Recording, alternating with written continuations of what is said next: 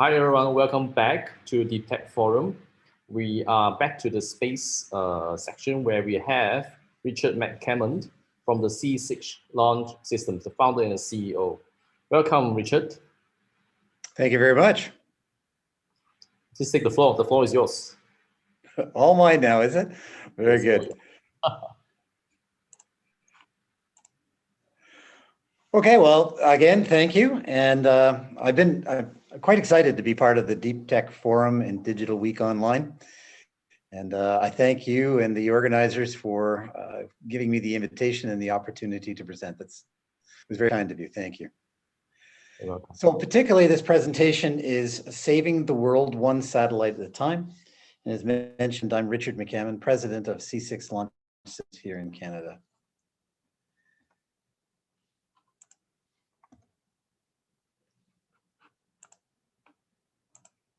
And of course, the technology doesn't work just the way I want it to. So let's try this again. There we go. So illegal fishing, it amounts to about 20% of the global catch and represents about $23 billion in lost revenues throughout the world. This is a major concern for fisheries management and marine biodiversity. It contributes largely to the management and problems with fisheries management and biodiversity because it's to endangerment of the species through unsustainable fishing practices. There's also higher levels of unreported catches for the small number of countries that supply the world with wild-caught seafood. It also represents and inhibits the recovery and management of fishery stocks. So those fisheries that are endangered because of the illegal fishing can't recover from that. There's also labor abuses on board, which includes, of all things, modern slavery. And this has been identified as a national priority by 67 countries worldwide who are signatories to the UN Port State Measures Agreement to combat illegal fishing. Educating girls has to become a priority globally. COVID-19 has been particularly detrimental to this part of the population. 11 million girls are no longer attending school because of the pandemic, which brings the global total to over 140 million girls who cannot access education. And keeping girls in schools is known to be an effective way to shift to smaller families, healthier families, and obviously better educated families. And again, statistics indicate that girls who remain in the school, for every additional year of their education, they gain 25% higher wages. This reduces child marriages, which accounts for $63 billion worth of costs in the largest African countries, and to global population growth. Global fires are estimated to have released between 1997 and 2016, 8.1 pentagrams of carbon dioxide into the atmosphere, which obviously has a major impact on our global climate change. In fact, it amounts to 23% of global fossil fuel equivalents in 2014 alone. California saw devastating fires, as did Australia these past couple of years. In 2017 and 2018, these fires cost over $40 billion. The Camp Fire alone in 2018 amounted to $15 billion of costs, burned through 8.7 million hectares of land, acres of land, and scorched 18,500 structures. Worse, it killed 88 people. Global fire emissions, so the soot and the ash that are put into the atmosphere, account for about 5 to 8% of the 3.3 million deaths every year that are premature, caused by poor air quality. Global climate change has to be an initiative as well. We can monitor what's going on in the world, human populations, infrastructure, vegetation, deforestation, pollen. All of these obviously have an effect on global climate change, but also on public health. So by monitoring these through different aspects, we can then make informed decisions on how to affect global climate change and public health.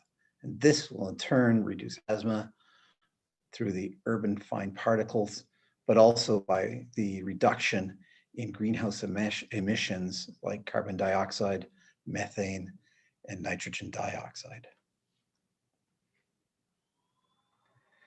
So let's talk about old space and new space for a moment. Old space were satellites that weighed thousands of kilograms, were put up into geosynchronous orbits that are about 36,000 kilometers distant from the Earth. They last about 10 to 15 years and cost millions of dollars, not only in their manufacture, their design, and the installation into an orbit, but throughout its entire lifetime. Generally, these satellites are not replicated. They're built once, launched, and then will die after about 10 years of service, 10 to 15 years of service. But these take 10 years to develop. By the time they actually get to space, the technology that's been installed on them is actually stale. The lead time for the launch itself takes years before it will actually get to space. New space changes all of that. These new satellites weigh 10, 20, 30, maybe 50 kilograms. And they can be polar or equatorial, as well as inclined and elliptical orbits. So they're completely different. Also, they're in a low Earth orbit, which means that they're only 600 kilometers away from the Earth. This reduces latency for communications and provides very high resolution for optical sensors. Their lifetime is only 3 to 5 years, but they only cost thousands of dollars as opposed to the millions that we saw in old space. So that means that because they're being regenerated and replaced, the technology that's on board is actually current and not stale. The development cycle might be 1 or 2 years, and the launch lead time is measured in months, not years. Old space was dominated by wealthy nations. In fact, currently, 81% of satellites that are in orbit were launched by 5 countries. Conversely, roughly 20% or 19% were launched by about 85 countries. So you can see there's a complete dichotomy. Because we're now moving down to less expensive launches, less expensive manufacturing, less expensive development, what's happening is we're democratizing space. So new space will actually allow other companies, other individuals, other organizations to enter space and get satellites where they can become effective. So there's a new set of key players that are out there.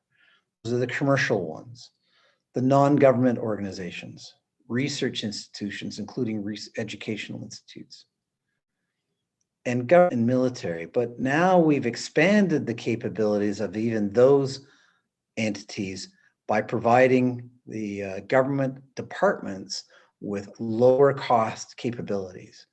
And so now in Canada, for instance, we're launching satellites every few years. We can be launching much more frequently and much more dedicated users. So there's a real split that's happening in the launch capabilities. There are the larger capable satellites, which are providing heavier lift capabilities. So they're in the medium to heavy capabilities. whereas there is also the micro and smaller satellite capabilities. So there's a real split between these, and it's the larger ones that are providing what's known as a ride share.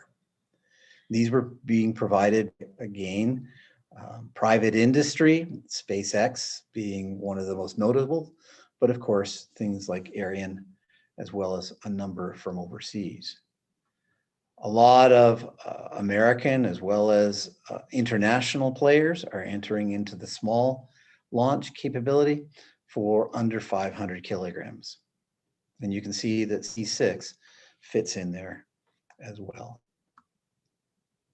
So what does that mean for the things that I've already talked about as global problems that we want to try and solve? Well, with Earth observation, illegal fishing now becomes a problem that we can actually address. Global Fishing Watch is an NGO. The website is there.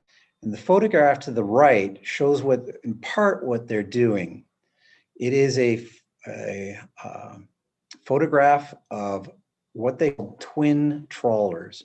You can see the little white spots in the photograph are indicating pairs of trawlers that are sweeping through the ocean, vacuuming up the fish as it goes.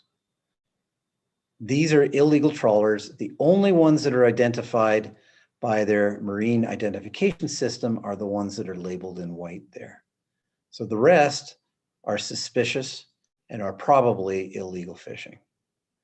So Global Fishing Watch is using optical capabilities, but also they're using radar, infrared, which can catch trawlers that are fishing at night with very large lights, which attract the fish, GPS, as well as artificial intelligence once the data arrive back on Earth in order to drive the capabilities of identifying who these illegal fishers are.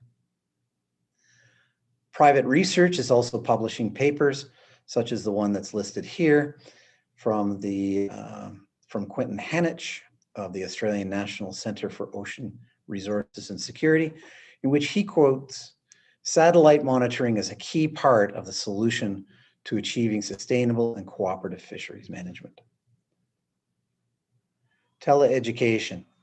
So by establishing large constellations of broadband connectivity through sites, we can now direct broadband capabilities into areas, rural schools, but also areas where terrestrial applications and networks simply can't be developed and established.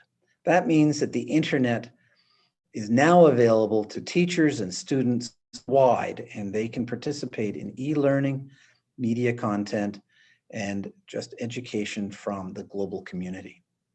The European Space Agency supports teleeducation through its projects in satellite communication throughout the world, and particularly in Africa.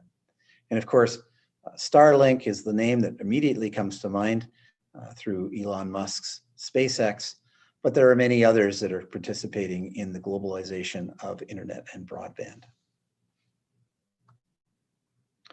Forest management.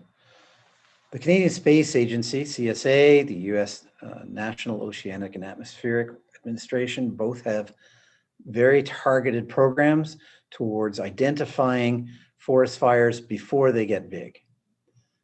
One group I work with here, the colleagues of mine in the First Resource Management Group, have a product they called Fire Fringe.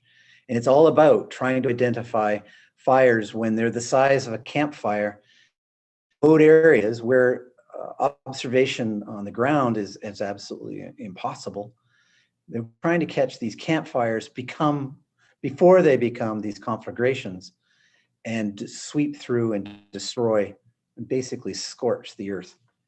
As we mentioned before, this contributes to global greenhouse gases as well as to particulate matters. So real game changers here as well.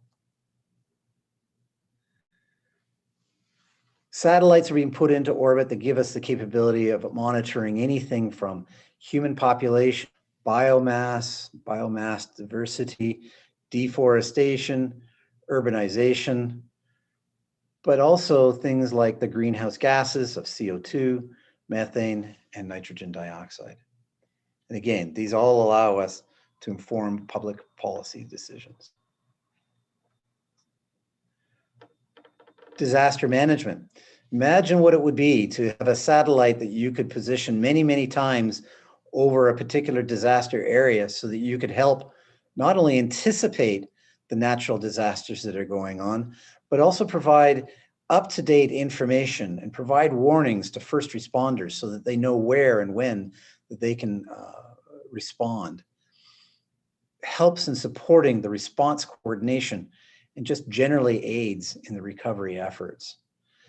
By having small satellites in large constellations, the sampling rates and the revisit times over these areas increases significantly so that all of these things can be done to help humanity on the Earth based on these satellites.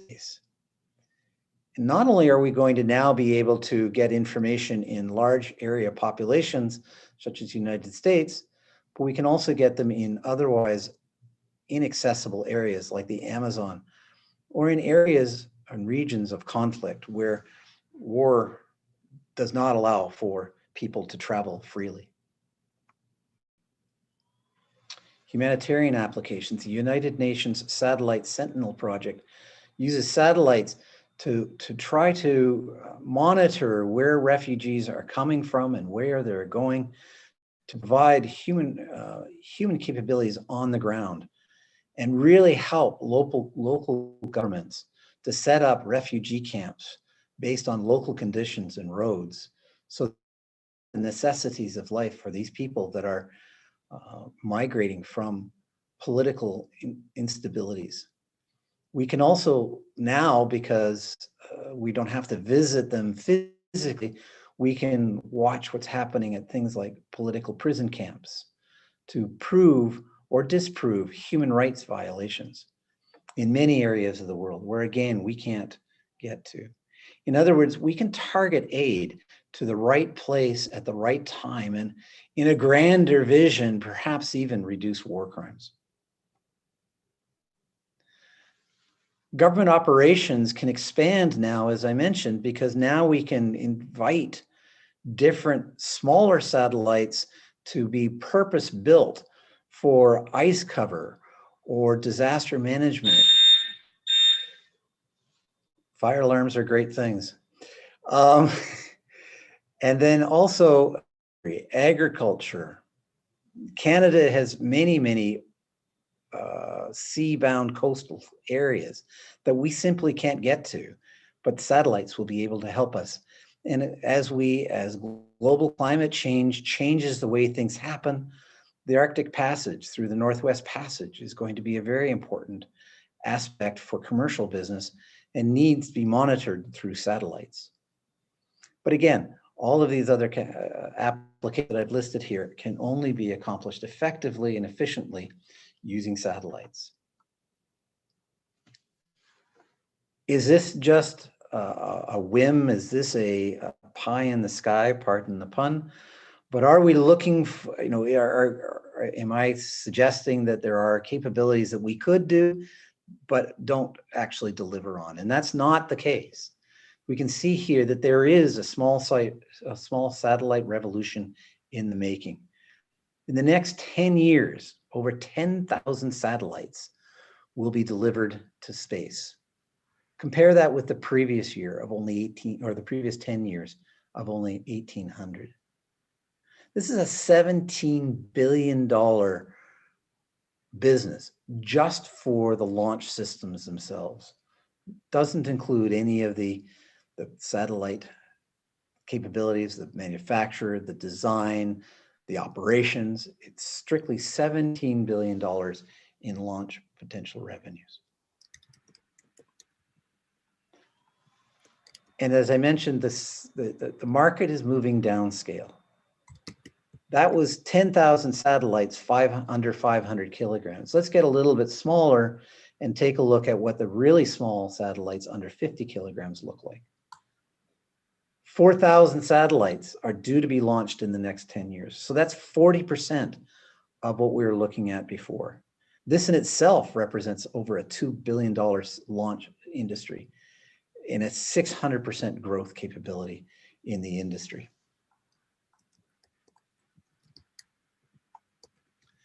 Typically, the small satellite market has been dominated by heavy launch vehicles. So things like SpaceX, Ariane, Rocket Lab, who are lifting 150, 500, 1,000, 2,000 kilograms to space. These are really good for small satellites because they can offer, these heavy launch vehicles can offer very inexpensive rides. But there are downsides to it as well. They don't necessarily reach the exact orbit that the smaller satellites would be able to achieve. Timing is often a problem. So there are pros and cons to it. And so what's happening is the launch capability, this is, as I mentioned, is changing. And these smaller launch, the micro launchers, are now developing into a dedicated ride capability, which means small satellites now can be the primary payload and for a very inexpensive cost, relatively speaking. So it's the difference between taking the bus, paying a very small cost, but being dumped off close to your office rather than taking a taxi cab and paying a little bit more, but getting to where you need to be exactly when you need to be on your timetable. And that's what the small launch capabilities are going to offer in the coming years. Both will have a place in order to help us establish those constellations.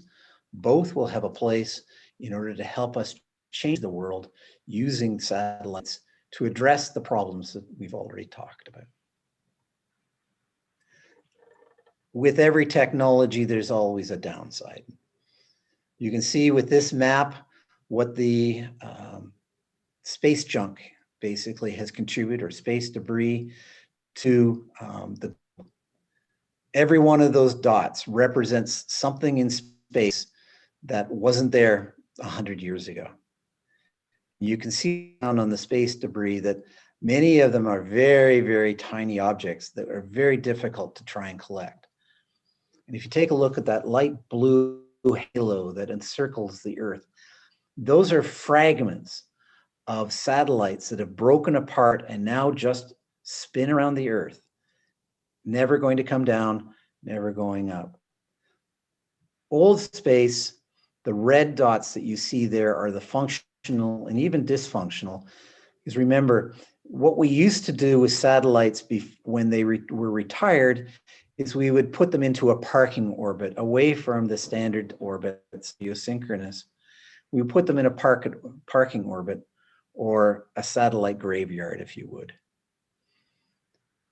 The one thing that is really exciting about new space is these satellites are small enough and close enough to Earth that when they are decommissioned, they will be deorbited such that, as I say, small enough that they will burn up in the Earth's atmosphere, not contributing to space debris, and essentially end their lives as a shooting star.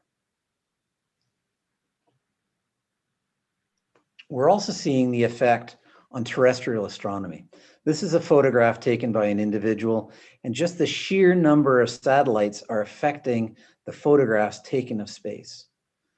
Each one of those streaks represents a satellite over time that is being caught in this long-term photograph. And this was a last year's comet. So you can see that it's really having an impact on terrestrial astronomy as well. And I use visual astronomy here, but it's also affecting radio astronomy because of the interaction with radio waves coming from and to the satellites. In the end, though, the democratization of space means that everyone can be saving the world one satellite at a time. So I thank you for your attention. And if you have any questions, please feel free to reach out to me now or even words at the information at c6launch.ca. Thank you very much, Richard. And I have no questions Okay, and we'll look forward to see you in the next DTech Forum. Very good. Thank you for your time all. Take care. Okay.